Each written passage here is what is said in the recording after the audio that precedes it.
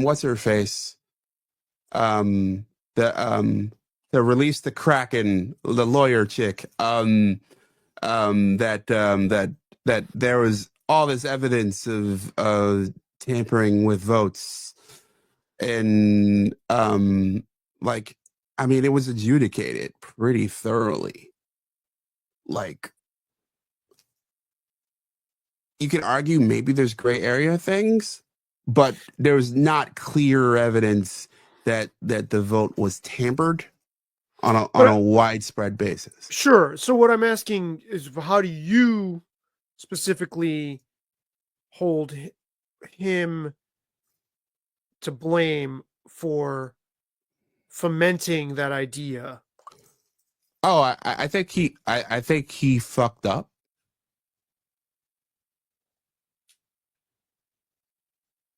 Simple as that. Mm. And I mean, because according to the press and what we Yeah. saw, what we could see on January 6th from watching our TVs as it was Oh, happening, it was presented as if yeah. he's going to try to get them not to certify Sure. the votes. Well, there's a pretty in depth like breakdowns on what happened beat by beat that day. He certainly didn't want Mike Pence to do the certification. Um, uh, uh, but he also, directly on January 6th, he also told them to be peaceful, literally in his statement, Right, literally but the to the yes. crowd. So I I think I think it's a mixed bag. On one hand, look, I think there's a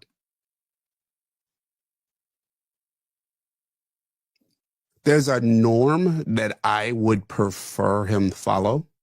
Like, dude, you lost. Go chill in your opulent estate in Florida. Like, let it go. Um, on the other hand, he did not tell them, "Hey, let's freaking roll on the Capitol." No, I know. I hear you there, but the first part is actually more concerning to me. Yeah, sure, And that, I mean, as much as we can say the press puts a filter and sure. exaggerates and selectively takes things out of context that he says, if he was actively trying to get Pence not to certify, that is a huge concern. Yeah, I'm not disagreeing with you. Okay. I was just curious where you stood on that. And then the last thing I would ask you about is, I saw something on my Facebook feed, and I'm sure this was a copy paste. We live in a country now where people can be rounded up without due process, put in a van, put in jail without. I can already see. All right. Can you address that? Okay. Barack Obama has deported more people than Donald Trump did in the first order so far. Um, And and flouted due process too. the guy was a constitutional law professor. Um, look, here's how I stand just broadly on the whole border thing. I think it's messed up that we just like went wide open. I think we need, and we have for a very long time, uh, reform of our process. I think of a friend of mine who whose family immigrated from the Middle East, and they come in, and it took them 7 years to become citizens. 7 years. All right, came in legally. The whole process, followed everything, crossed every T. One of them got married to an American citizen and was still concerned. So completed the process. 7 years. Mm-hmm. That's a ridiculously long process, especially in Mm-hmm. this era. Mm-hmm. I think we need a common sense immigration reform where we vet and filter the people who become American citizens.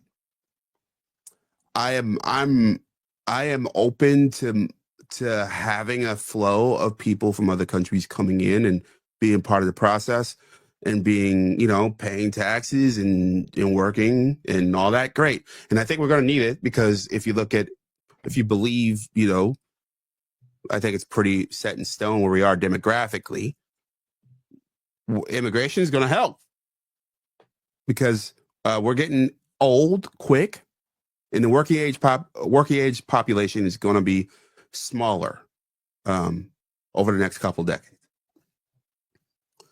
So broadly speaking, on immigration, I think we need a new system where we can filter and vet people, because what we do know, and this is a fact, and even Joe Biden's administration didn't fight this fact. There were a lot of people who came over who had some really bad backgrounds because we left the doors wide open. And we also had, including in our state, in New York State, you had governors saying, "Hey, come on in." Then turn around and say, "Holy crap, we didn't mean that many people."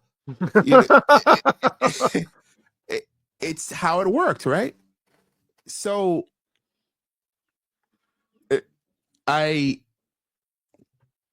that's how I feel about it broadly.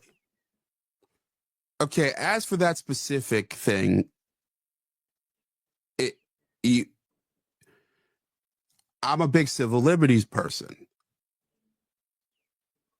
If you are not an American citizen in that circumstance, you're breaking the law. I don't love that process of just grabbing someone and taking them away, but it's really hard to defend. So I think there should probably be a third way, personally, where there's a naturalization process. But like to argue that the Trump administration in particular is, in rhetoric, they are certainly the hawkish on this topic, but in reality, no. Immigration is something that many people on both sides of the aisle, Clinton included, have been much tighter on than Joe Biden was. Than Donald Trump, you mean? No, than Joe Biden was. Joe Biden just opened the borders. Okay. I see what you're saying. Yeah. In rhetoric, no one's been as inflaming as Trump has been on this. Right, but you're saying there were Democrats that were. Oh, yes. Yep. I mean, Obama was. I went to a rally at one point. Obama and the porter in chief. Yeah. Did he embrace that? No. Okay. No. He. This was a rally against him. This was a rally against him. Yeah. In rhetoric, he wasn't that. Coming from the left, obviously. Yes. Yeah. In rhetoric, he wasn't that. In rhetoric, he was hope and change. Right. But in reality, that was one of the things he did. I mean, he was also the drone king, sure. who bombed the fuck out of people. I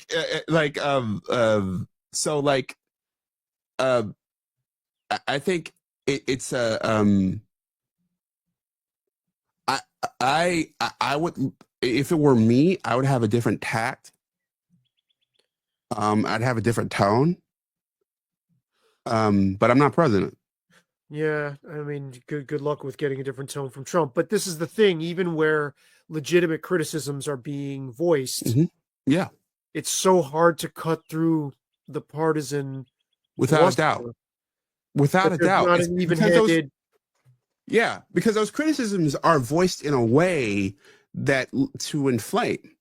Like it's not like, hey, like, look, this is it, and oh, by the way, look, this is the whole picture. No. It's like, I want to get you riled up so that you will go out and protest with me. Well, and also and pay me for my Substack. Yeah, not just protest, but just be on edge and feel your anxiety level raised to its highest possible point. It's there's no sense of like, well, providing the proper context. Yes, we have these concerns, but also we've had them since Clinton and Obama as well. Forever. And the tone of that copy paste thing that I've been seeing in my feed, it's as if the KGB were just rolling up on people and Yeah. disappearing people. Yeah. And it's to inflame and to get you to think, well, this could happen to you too.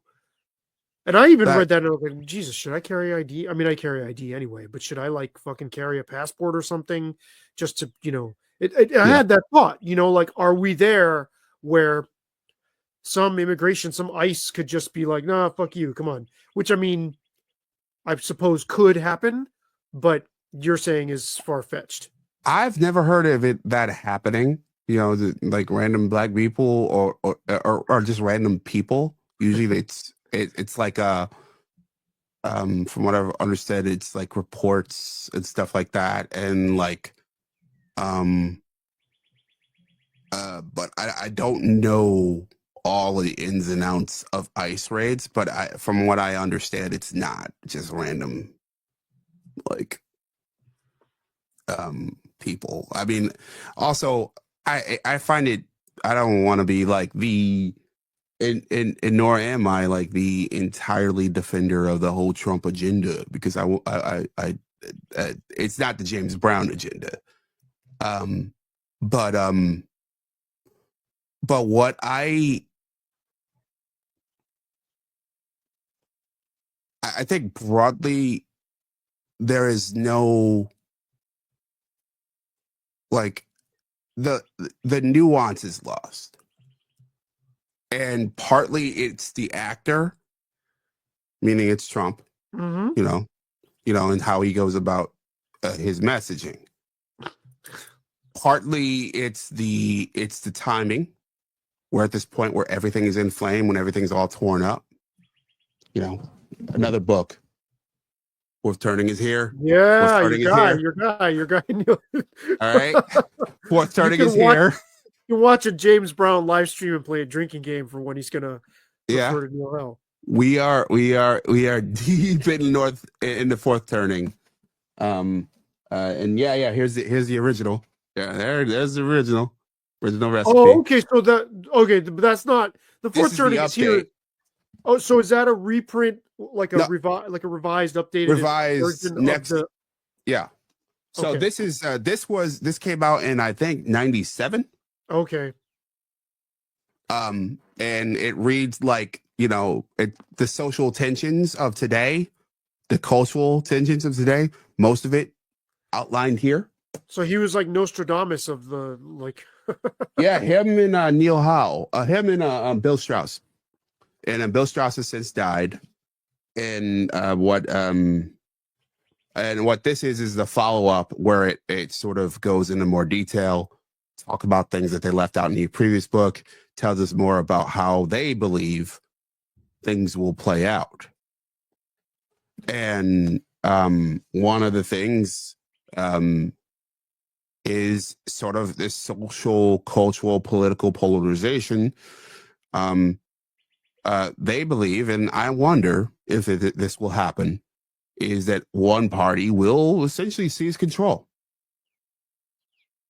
and they will lead us to the end of the crisis. I wonder if that's happened. Don't know. We'll see how it plays out going forward.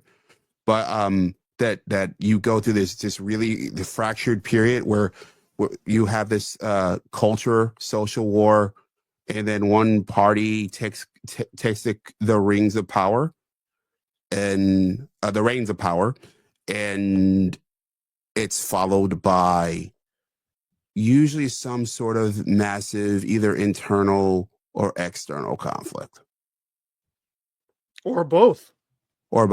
That, because you could argue that, especially in the Great Depression era, that you had both, because you had FDR was, I mean, demonized by half the population. We've glazed over that, in the history books for the most part, but he was hated. Um, and he even talked about it in his speeches. How he would take your hate and use it to propel him forth. Um, and you had was it the Smedley Butler who was recruited to try to overthrow the government? Mhm. Um, uh, uh, and you had all this craziness and this financial distress, which we may be in as well. And but he kept the reins of power, ended up taking both houses of Congress, a lot of state legislatures, and until he died. I lost you. Okay, I'm here. Yeah, your sound went out for a moment. Yeah, I muted it for a second. Yeah. So, look, I don't know where this goes. I do think they're right in that it'll be a scrambled version of that. Yeah, I can't wait to read that book. That I have to read that. I like Neil Howe a lot, and he seems to make a lot of sense. I mean, his prognostications are pretty sober to me. Yeah. Seem, anchored in historical precedents. So we'll see. I mean, we're I agree with you that we are clearly in the midst of some kind of, I don't know, contractive labor pains of something is like dying and being born and heaving uncomfortably and falling apart and coming back together sort of all at once.